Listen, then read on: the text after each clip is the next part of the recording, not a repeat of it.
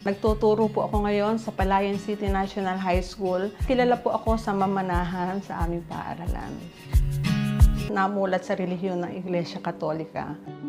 Talagang ang nasa isipan namin noon ay doon na kami isinilang, doon na kami mamamatay. Nung namatay po ang Kairanyo Manalo, napanood namin yung kanyang burol. Tinanong ko yung best friend ko pa po, dati kong inuusig sa Iglesia ni Cristo. Bakit ganun yung aming naramdaman nung napanood namin yung burol? Ngumiti lang po siya.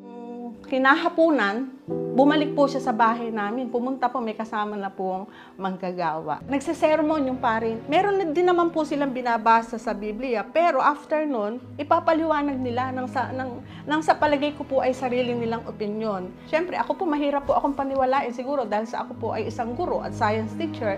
Naghahanap talaga ako ng ebidensya bago mo ako mapaniwala. Sa pagsamba sa loob ng Iglesia ni Cristo, ang binabasa po nila ay talata na talagang mababasa sa Biblia. Sabi po nga po pala nila noon, bawal daw magbasa ng Biblia ang mga kaanib sa Iglesia ni Cristo. Hindi po pala totoo yun. Kundi ipababasa talaga sa iyo ng manggagawa or ministro na eto yon. Yun na po ang aming naging turning point. Natuto po kami magtiwala sa Diyos. Kaya kami po ay panatag na namumuhay. Tuwing kami sumasamba, yung pong mga tanong namin sa aming puso't isipan, nasasagot po